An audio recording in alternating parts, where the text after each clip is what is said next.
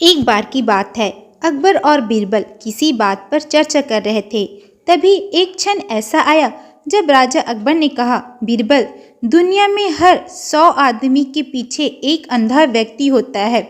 राजा की यह बात सुनकर बीरबल ने उनकी इस बात पर असहमति जताते हुए कहा, महाराज, मेरे हिसाब से आपका आकलन कुछ गलत प्रतीत होता है।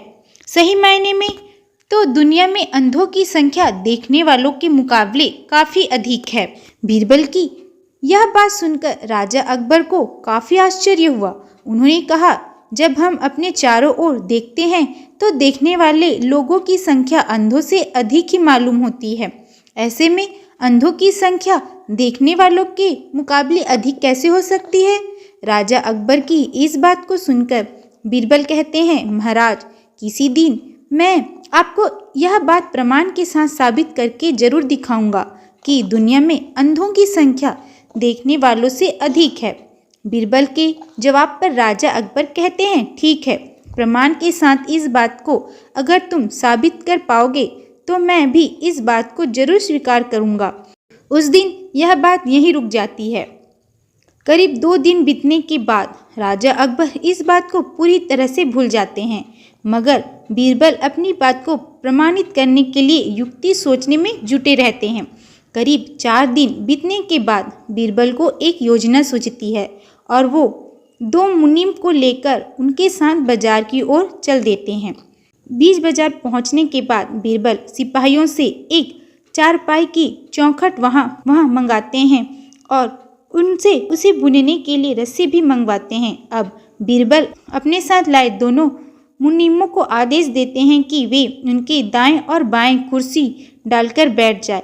साथ ही इस बात का ध्यान रखें कि दाएं बैठने वाले मुनीम उसके राज्य में मौजूद अंधों की सूची तैयार करें और बाएं बैठने वाले मुनीम देखने वालों की सूची। बीरबल का आदेश मानते हुए दोनों मुनीम अपना काम करने के लिए कमर कस लेते हैं और बीरबल चारपाई बुनने का काम शुरू कर देते हैं। बीरबल को बीच बाजार चारपाई बुनते देख धीरे धीरे वहां लोगों की भीड़ जमा होने लगती है। उस भीड़ में से एक आदमी अपने आप को रोक नहीं पाता है और वह बीरबल से पूछ लेता है, आप ये क्या कर रहे हैं? बीरबल इस सवाल का कोई जवाब नहीं देते और अपने दाएं बैठे मुनीम को इशारा देते हैं कि वह अपनी सूची में इस आदमी का नाम लिख ले। जैसे जैसे समय बीतता जा रहा था, आने वालों की संख्या बढ़ती जा रही थी और आने वाले सभी लोग अपनी उत्सुकता को शांत करने के लिए बीरबल से यही पूछ रहे थे कि वे यहाँ क्या कर रहे हैं। इसी के साथ बीरबल अपने दाएं बैठे मुनीम को इशारा देकर यह सवाल पूछने वालों का नाम अंधों की लिस्ट में डलवाते जा रहे थे। तभी अचानक वहां एक आदमी आता है जो बीरबल से पूछता है कि इतनी धूप में बैठकर आप चारपाई क्यों बुन रहे हैं? तब भी बीरबल कुछ नहीं बोलते और बाएं बैठे मुनीम को यह सवाल पूछने वाले का नाम देखने वालों की सूची में लिखने का इशारा देते हैं। यह सिलसिला ऐसे ही चलता रहा और धीरे धीरे पूरा दिन निकल जाता है।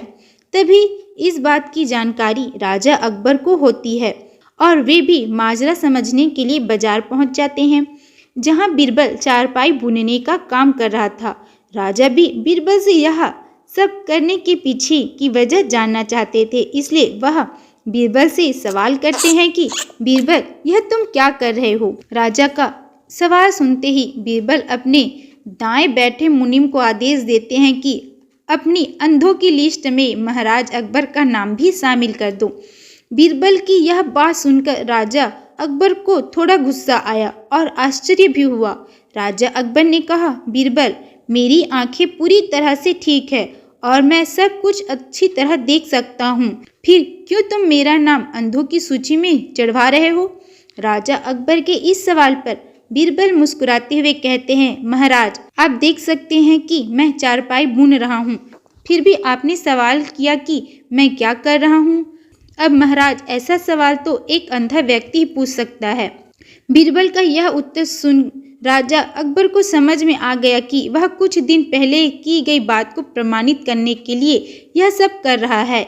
यह बात समझ में आते ही राजा अकबर भी मुस्कुराते हैं और पूछते हैं, बीरबल, तो फिर बताओ कि तुमने अपने इस प्रयास से क्या पता लगाया? बताओ, देखने वालों की संख्या अधिक है या अंधों की? राजा के सवाल पर बीरबल जवाब देते हैं, महाराज, मैंने जो कहा था वही बात सच निकली कि दुनिया में देखने वालों के मुकाबले अंधों की संख्या ज़्यादा है। मेरे द्वारा तैयार की गई दोनों सूची का मिलान करने से आप भी इस बात को अच्छी तरह से समझ सकते हैं। बीरबल का उत्तर सुनकर राजा अकबर जोर से हंसते हैं और कहते हैं, बीरबल, तुम अपनी बात को साबित करने के लिए कुछ भी कर सकते हो। अकबर बीरबल की इस कहानी से यह सीख मिलती है कि दिखाई देने के बाद भी मूर्खतापूर्ण सवाल करने वाला व्यक्ति किसी अंधे के समान ही होता है। तो अगर ये वीडियो पसंद आया तो लाइक सब्सक्राइब जरूर करें। मिलते हैं अगले वीडियो में। Bye bye.